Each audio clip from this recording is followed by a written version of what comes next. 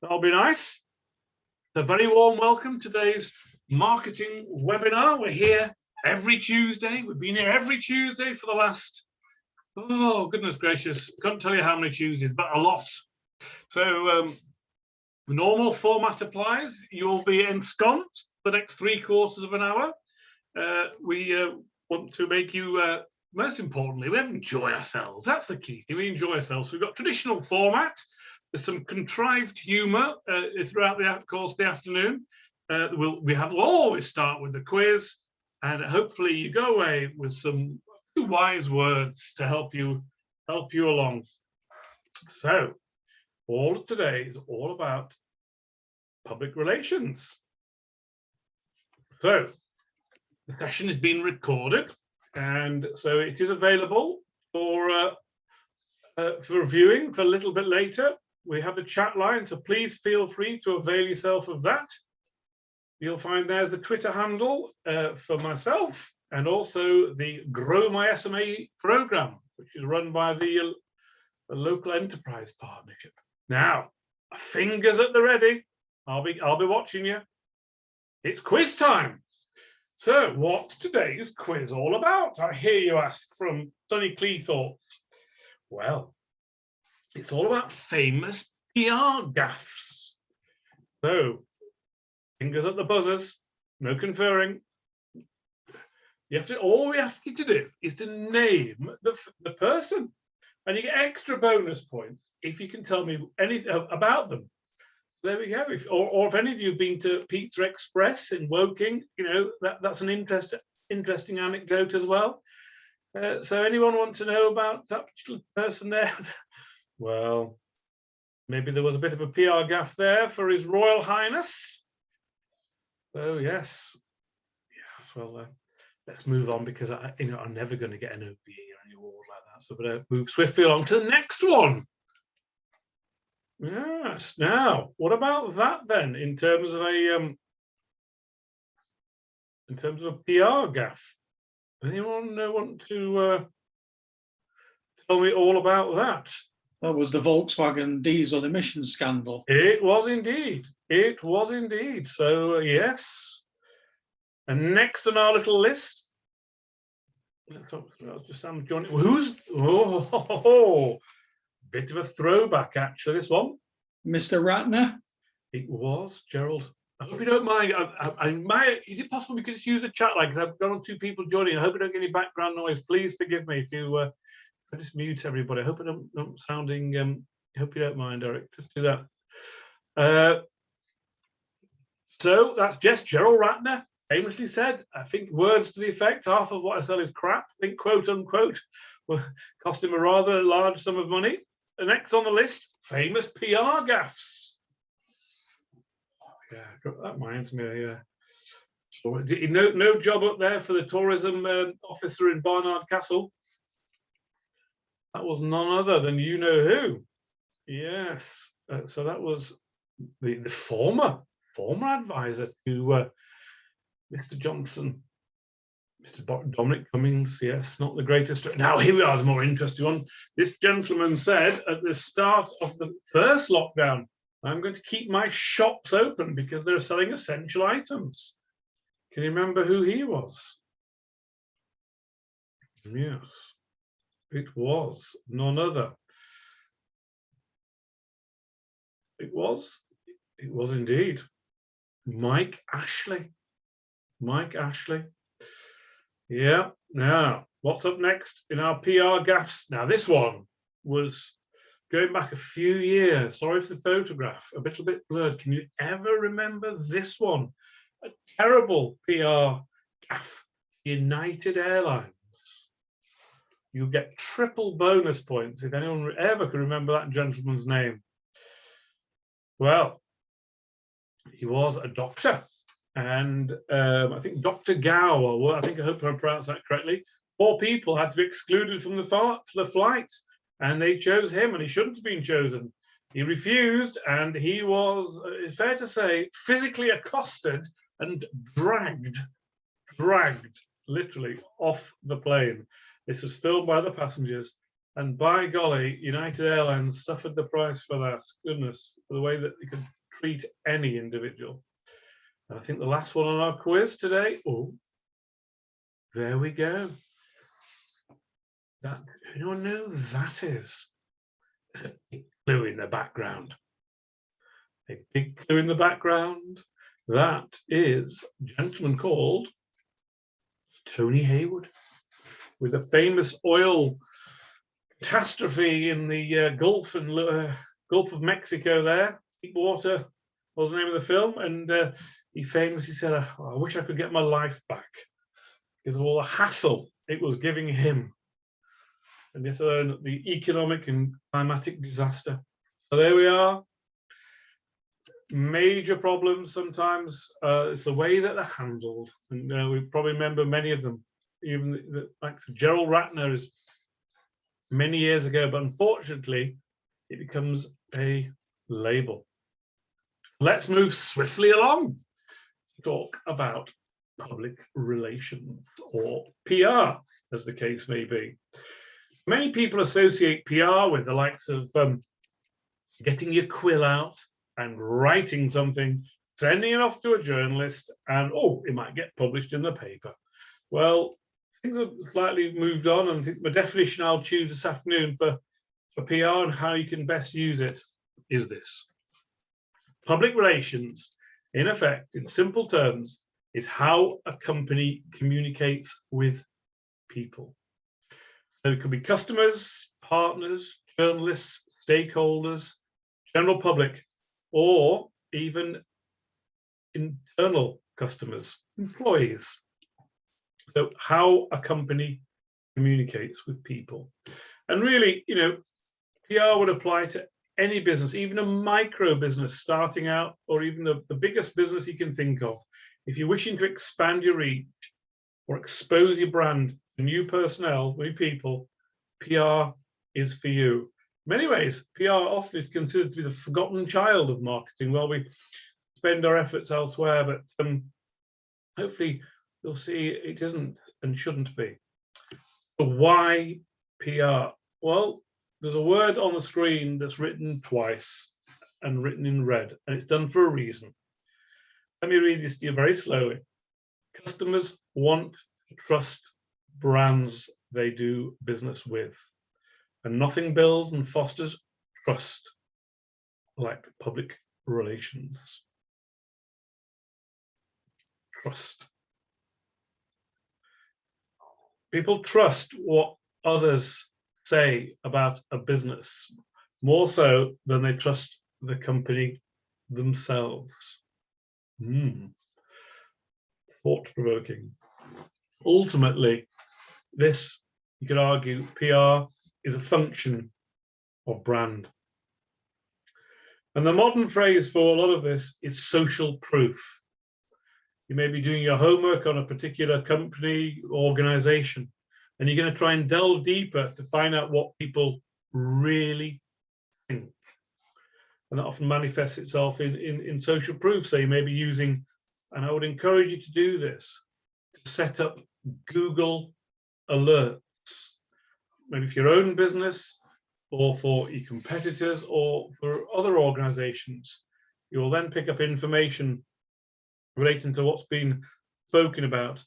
And obviously, to cover social media, you may wish to use the app, things like mention.com. So again, it's visible to the world. But the question you might want to ask, what is the difference between PR and branding? Well, I think it is ultimately about trying to entangle the end goal of the difference between the two. And so it manifests itself really in this simple phrase. PR is ultimately about managing relationships.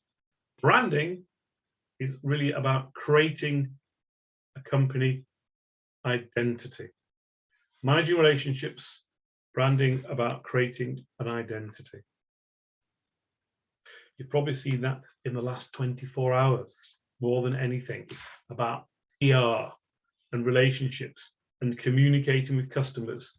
When we talk about the Super League.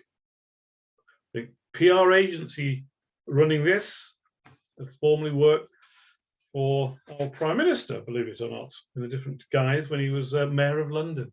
I think it's probably fair to say that the whole thing has to play out, but hasn't been a PR success so far because it has mobilized forces against it. Well, there we are. And my favorite slide of the day. I wish I'd created this myself. Here you are, it's all summarized in one small slide about the difference in PR, advertising, and branding. I'm going to put some voices on now. Can't do accents. Marketing. I've always wanted to say this publicly. I am a great lover. Public relations. Trust me. I can't do female voices here now. I'll try this one. Trust me. He's a great lover. Yeah, I know. I'm a bit like Orville. Trust me, he's a great lover. Advertising. I am a great lover. I am a great lover. I am a great lover. And branding. I understand you're a great lover.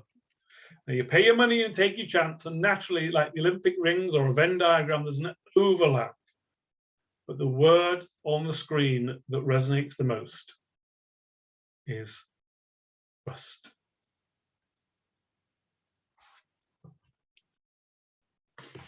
So what makes great PR? Come on, what makes great PR? Think about this. Write something down in a sentence. What makes great PR? I'll leave you. I'm going to have a little drink. Write it down, a little sentence.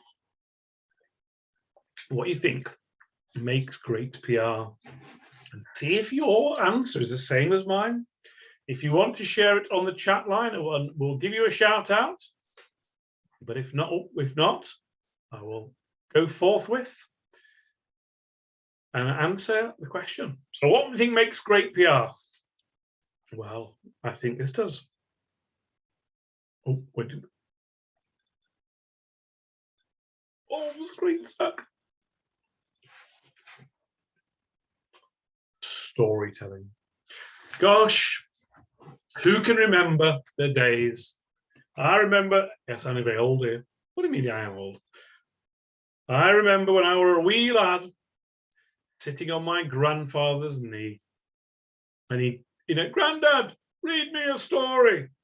And what did he do? He picked up a children's book and he would read to me. He did more than read to me. He brought the story to life. He showed passion, emotion, humor. He tried to connect with his audience. Even if reading from the phone book or Canterbury Tales or some dry publication, you can breathe life into it. The voices, the accents, and remember, and we're engaged. This is back to the good old, and I hope I'm correct in this, and some shout me down if I'm wrong, is it the frontal lobes or frontal cortex in the brain that human is wired to engage with stories? What happened 1,000, 2,000, 3,000 years ago, back to the birth of Christ and back to the days of Stone Age man? What did people do?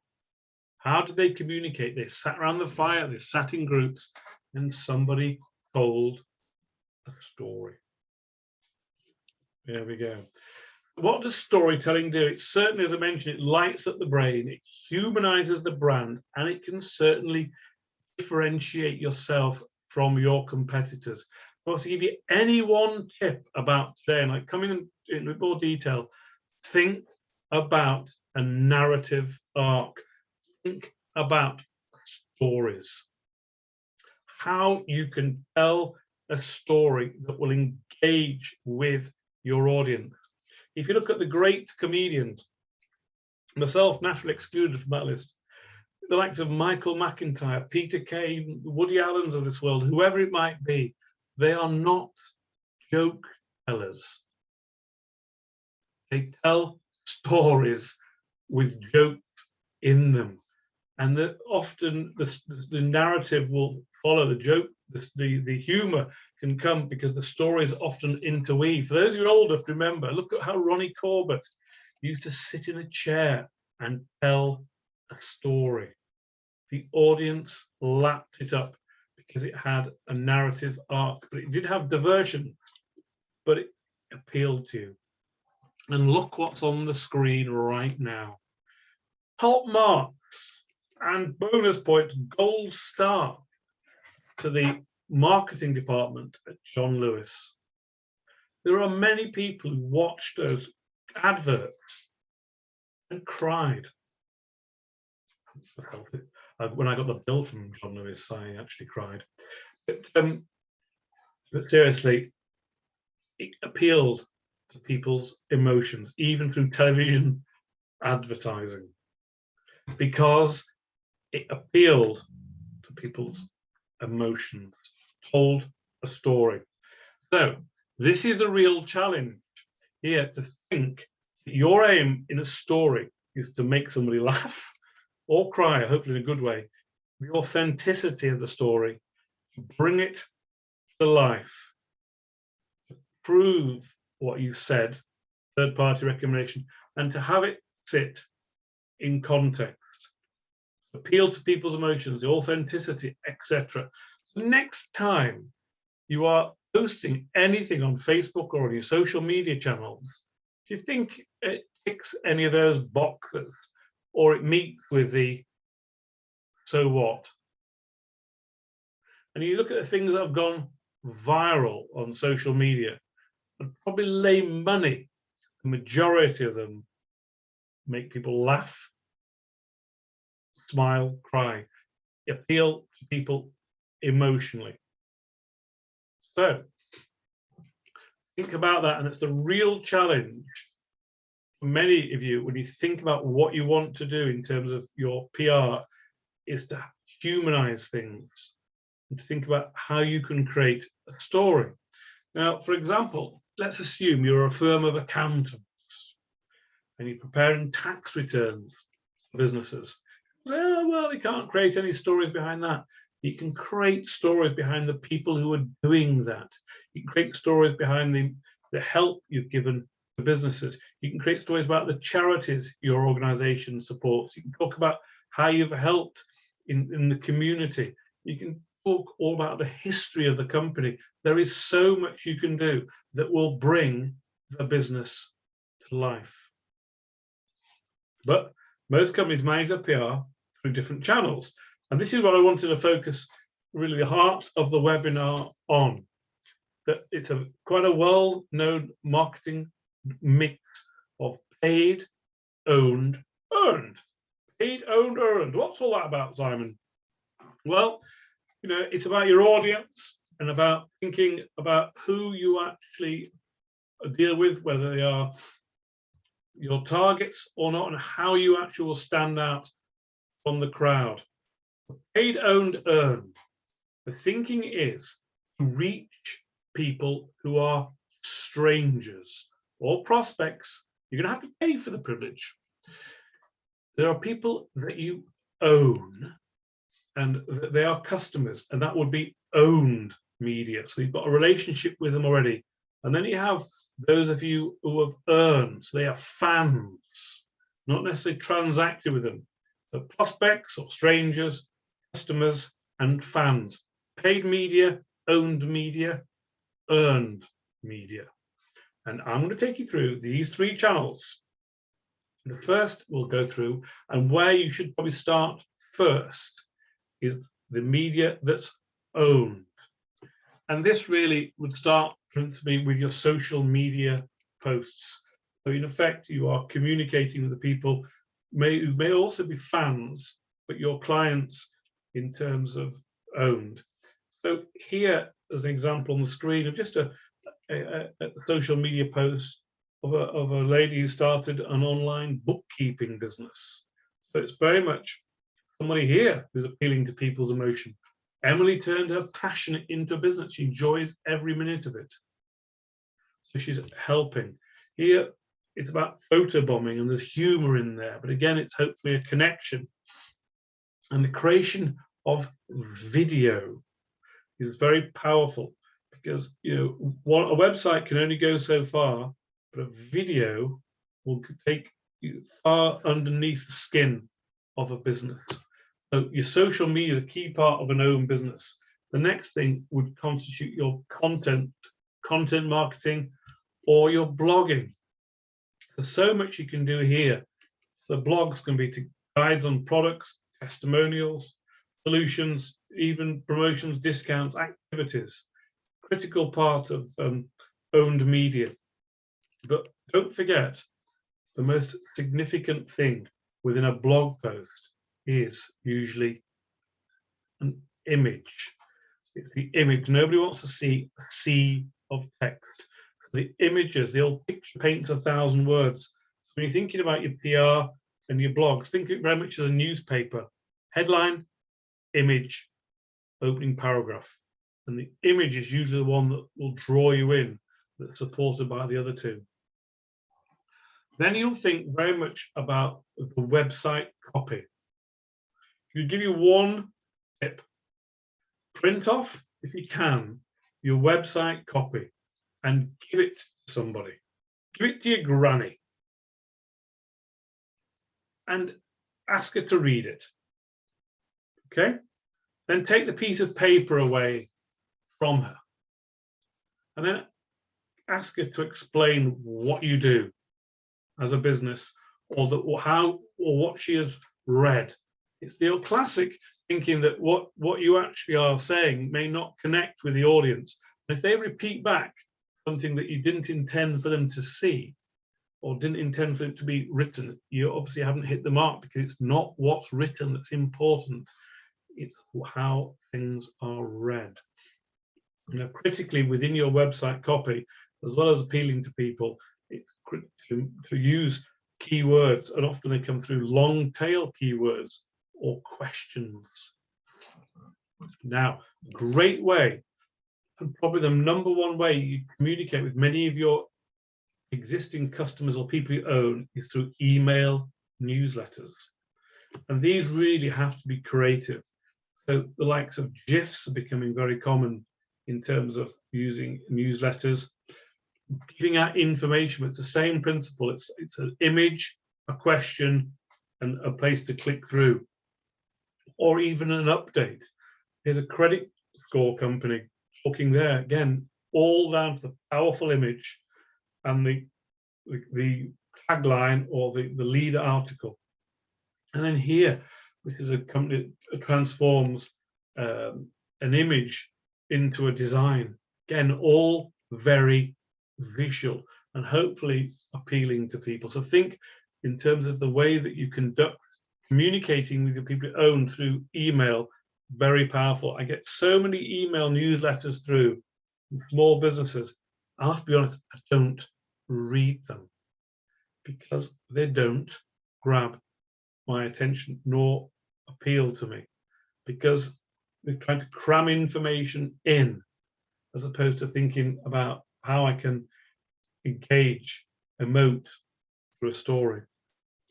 So hopefully a whistle-stop tour through some of the tips in terms of your owned media, which invariably is free. Now, your paid media is slightly different because you are trying to reach a prospect. So you might have to crack open the proverbial piggy bank. And you may wish to choose one of the most cost-effective ways is to think about social media advertising. It is very powerful. And the likes of using Facebook advertising, there's 5 things on the screen there that encompasses. You can reach a vast audience, potentially 1 billion. In psychographic targeting, what does all that mean, Simon? Well, Facebook knows who you are and what you do. It also knows what you like. It'll target people not just for their interests, but for their behavior. You can appeal to your audience in a variety of different ways. The written word, the video, the picture. And most importantly, you can measure what you do. And you can keep an audience engaged very inexpensively. But you may only have 1,000 followers on your Facebook page. Well, wouldn't it be nice to have more? Or wouldn't it be nice for someone to actually become an advocate for you? How about trying to find an influence. Here's a great example, of an Instagram post run by National Geographic, but it's referencing a photographer and marine biologist. So, imagine the significance of someone like that, a fantastic image, but it's a major organization, National Geographic, talking about an influencer. Oh, and look how many people liked it. 600,000. So seeking influencers, people who can create a bow wave for your posts. So how do you find them? Well, very simple. Here's an example. If you are in the food industry, looking for organic food or something of this nature, well, all you have to do is go onto Google and search. You seek your hashtags and you can find it. You can also then search for bloggers. So looking for food bloggers in this particular American example here. So you can find influencers and then you'll reach out to them or tag them into many of your posts. It's powerful if you can find an advocate. This is a crossover between owned and earned media. You may wish to think about pay-per-click. Naturally, you see it at the top of the screen there. Again, it's a very affordable way, and there are lots of deals to be had out there through Google to get yourself at the top of Google. But critically, you'll always see if it works against brand building, and you can turn it off and turn it back on. Using pay-per-click, which we've covered in previous webinars, is a powerful way for paid media. So, finally, on earned media. Now, earned media, a tactic really to get conversation around your brand. Branding and earned media is what people say about you when you're not in the room. It's the most powerful way, someone talking about somebody else when they're not present. It is the breeding of trust. Can obviously have its negative connotations. It's the breeding of trust. So a great tactic if you can use earned media. It is the classic word of mouth and by far the best reputation builder. Now it works in different ways because if I wanted a plumber, had a problem with my boiler, you might ask somebody, do you know a good plumber? And they may refer you to that plumber. But what happens if that plumber done a really good job for you and left you some business cards or something of that ilk, some brochures, whatever, to give out to somebody else, and you then became an advocate for them? Well, shouldn't that be what you're doing for others? Very simple stuff to do that. Is to create a business. The most powerful service businesses in the small business are where they don't do any marketing at all. They rely on word of mouth, PR, to create opportunities. But it's still the hardest type to obtain, for people to recommend and refer you. So some things to use. Critically, you would like to have mentions in the industry news. So you get into a particular publication or particular forum that you might want to consider being there and putting yourself there. Having customers speak about you on social media. I come across so many businesses who have got Google reviews. They don't like them, they don't answer them, and they don't share them. And yet there's a share button within Google My Business for you to share it automatically onto Facebook and onto Twitter. So if somebody is giving you a great review, the least you can do is take a screenshot of it or photograph it and share it to create the interest there. I mentioned about search engine. There is this perception about having a high ranking on a search engine will actually give you the credibility. Being on page 1 or in a featured snippet on page 1. So they're great places to go. And Amazon is built on reviews. TripAdvisor is built on reviews. Many platforms, Checkatrade and all, are built on reviews.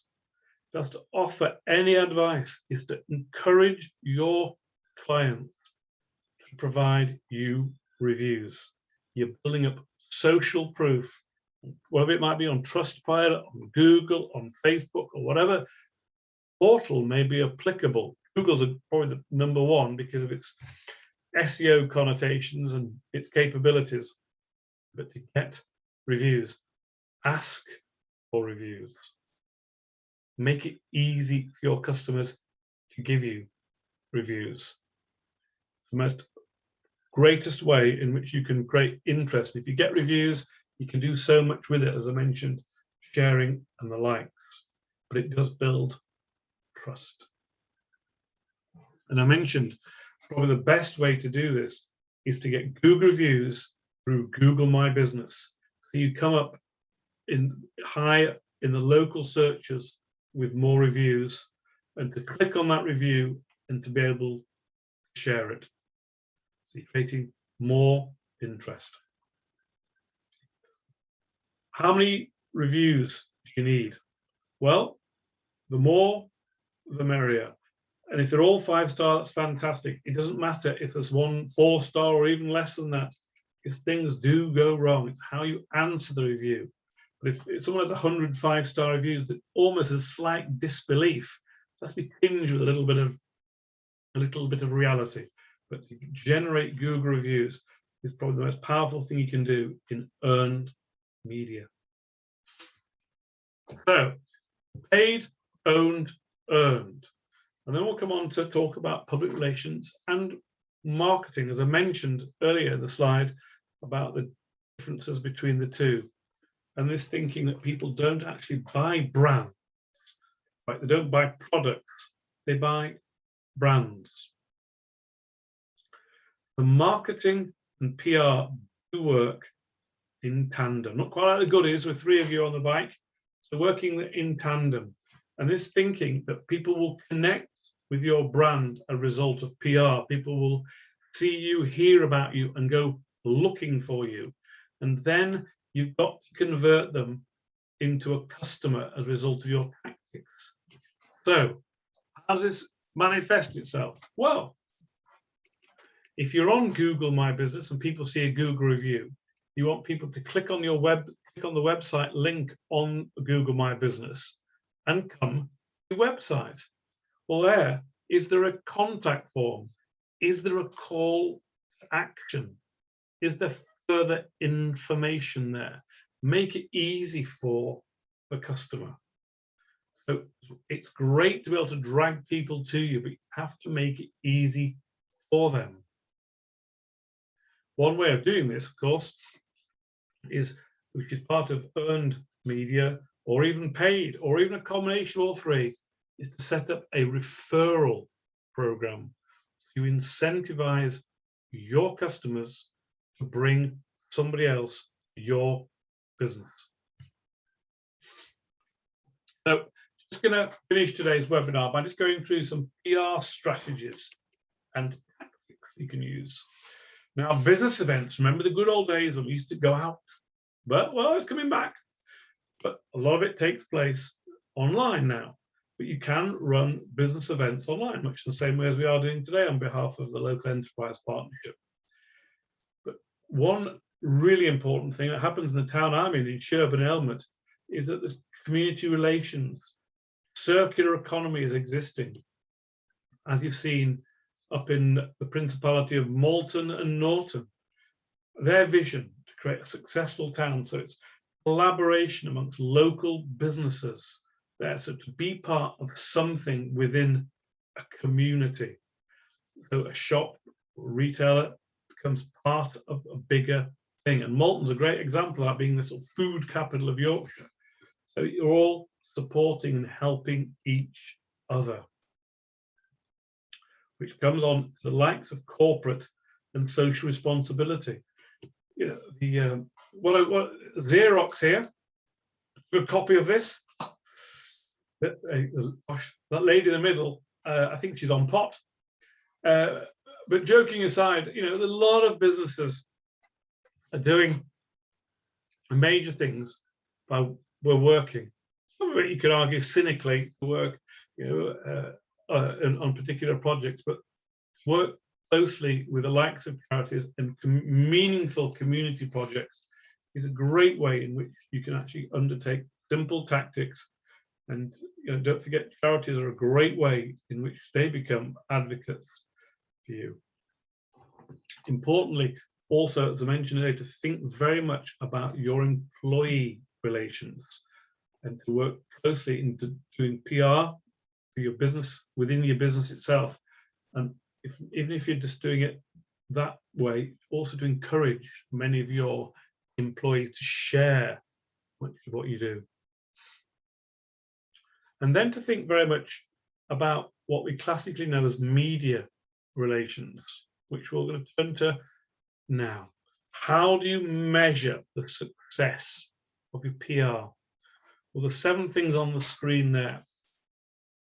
You may wish to think about the number of backlinks you get from various articles and forums into your website, the number of mentions your brand will have on Twitter or whatever it may be, whatever platform it is, your conversions from lead to sale through your Google Analytics, your domain authority, so the number of the scoring that your website will have, traffic into your site, your engagement in social media within Twitter, within Instagram, Facebook, and LinkedIn. There are natural metrics to measure the success of each post, and to set up social sharing buttons on your website so you get things shared, and to measure the number of things have shared.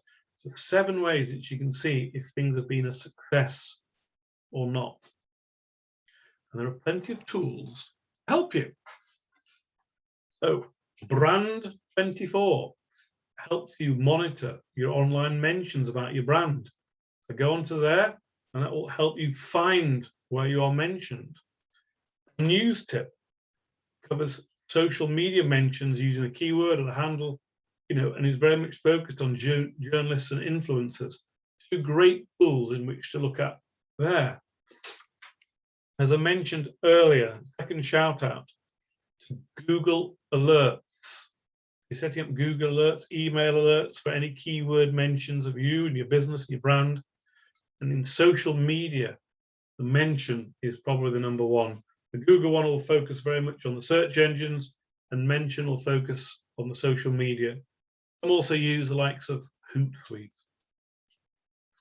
And 2 other tools to use mentioned is monitor backlinks.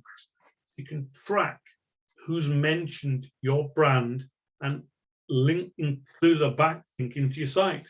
So someone may be using your post in a guest posting situation. You can see if it's linked back. And then you've got PR Fire, which again will help you can distribute a press release to journalists, and you can see the performance of the press release. There's some great tools out there. Many of these are free for the lesser usage, or you can pay for a premium service. But don't go and try and do it yourself when there's 6 tools there that can help you do it. So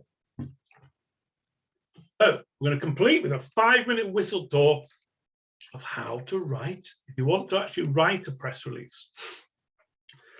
So I was barred from mentioning Shakespeare, but I know it's much ado about nothing for having him on there. But thinking back to the storytelling, if you're going to ever release and make a press release, is there a human element? And can you show the importance your news has had on other people? For example, if you make widgets, it would be possibly not very interesting to tell us how wonderful the widgets are. You've got a new widget. But just think, if that widget was used by NASA to get a drone flying on Mars, or was used in a respirator that saved somebody's life. Think about all the time about the human element. Critically here, one tip is to pick up or look online about the news in brief section in papers. And the essence of a story can be captured in 50 words. You can usually tell the first paragraph, keep it short, keep it sweet, but you can get the essence of the story in the first paragraph. The people will read on. So you've got an image, you've got a headline, and you've got an engaging first paragraph, and the rest is explanation. So think of it and trying to capture your story. What in 2 sentences? No waffle, everything into the first paragraph. The second and third are meat to the bones, and the fourth is the call to action. Very simple kind of approach. Get people's interest, explain more, finish. Less is more. And then you're trying to get it into the press. Now, there are such things as press have quiet days, no less. And so you should be looking to work and target local press, specialized press in the company sector, or where people read, or even if it's a consumer press. And a lot of it's syndicated. I remember once being on an interview on the radio in Leeds, and a friend of mine contacted me and said, "Oh, it's great. I heard you on BBC Solent." And it had been syndicated by BBC Radio to BBC Solent in Southampton. Those get syndicated. Our stories will grow. Much of the same one you saw the other day with that story about the special paint that can help with the heating up buildings. Started in New York, and it creates a whole tsunami of interest. But it started locally. So you may wish to take on board 3 sites: PR Newswire, PR Web, and Newswire. These are paid sites where you can put your articles, your press releases, if you so choose, there, pay for approach, and they will be circulated. How about having somebody else do it for you? And some of you thinking, I can't write a press release, beyond my skill set. Can't do it, hate doing it, can't write, rubbish at school. Well, try these 2 websites, freelancers. You can get somebody to write it for you. There we go. There's always somebody out there who can do it for you. So, thank you. In 3/4 of an hour, we've covered storytelling and the absolute essential element of a narrative within your brand, your even paid media, owned media, and earned media. Target the different areas. Some tips in running your PR, and a very quick tour through how to write a press release. So, I hope that has helped you. So thank you very much for being here. And what's next? Well, don't forget, you'll get a copy of the recording of this. You'll get a copy of the slides. So if you haven't been writing down, it's no worry. You'll be walking the dog or doing your ironing. Absolutely no problem. If you want to talk on social media, they're the tags to find. As I mentioned, as always, for those of you in the Humber region who want some bespoke marketing help that's funded, fully funded, or free, no less, that's also available. So please contact your local business advisor or drop me a line. I hope you've enjoyed today. If anyone has any questions, please feel free to do so. If not, next week is all about Instagram, how to use Instagram for your business. We look forward to seeing you then. I'm going to go onto the chat line now. And well, Rachel's had to disappear, but she's gone to school. Thank you for a great session. Well, thank you, Rachel. Much appreciated. And are there any questions? Well, Jose, thank you. Hope you enjoyed it.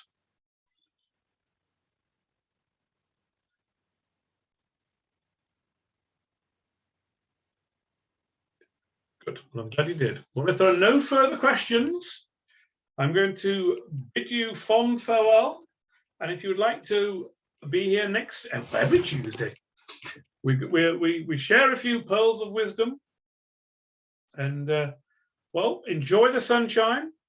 I will see you same bat channel every Tuesday. See you then. Thank you very much. Adios.